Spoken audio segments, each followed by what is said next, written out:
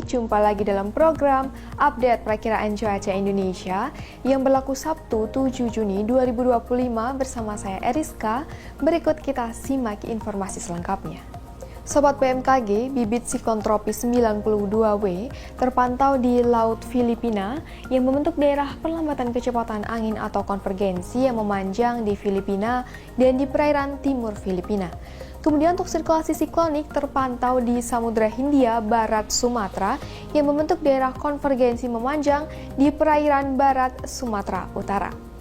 Kemudian untuk daerah perlambatan kecepatan angin atau konvergensi lainnya terpantau memanjang dari Sumatera Selatan hingga Jambi, Kalimantan Selatan hingga Kalimantan Timur, dari Sulawesi Tenggara hingga Sulawesi Tengah, kemudian Laut Arafuru, Laut Maluku dari Papua Pegunungan hingga Papua Barat Daya. Daerah pertemuan angin atau konfluensi terpantau di Jambi, Kepulauan Riau, perairan Barat Bengkulu, dan di perairan utara Papua. Kondisi tersebut mampu meningkatkan potensi pertumbuhan awan hujan di sekitar bibit siklon tropis, sirkulasi siklonik, dan di sepanjang daerah konvergensi atau konfluensi tersebut. Sobat BMKG, kombinasi dinamika atmosfer tersebut menyebabkan potensi hujan sedang hingga lebat dan cuaca ekstrim yang perlu diwaspadai meliputi sebagian kecil wilayah Sumatera, kemudian sebagian Jawa, sebagian kecil wilayah Kalimantan, sebagian besar Sulawesi, Maluku, serta sebagian besar wilayah Papua. Sobat BMKG, peningkatan kecepatan angin permukaan hingga mencapai lebih dari 25 knot terpantau di Samudra Hindia Barat Aceh, kemudian di Laut Cina Selatan, Laut Banda, dan di Laut Arafuru yang mampu meningkatkan potensi ketinggian gelombang di wilayah perairan tersebut.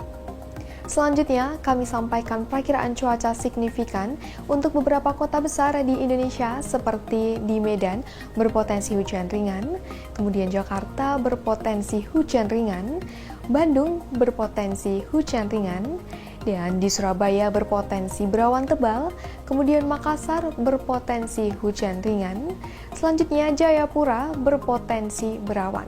Untuk kota-kota besar lainnya, mari kita simak informasi selengkapnya.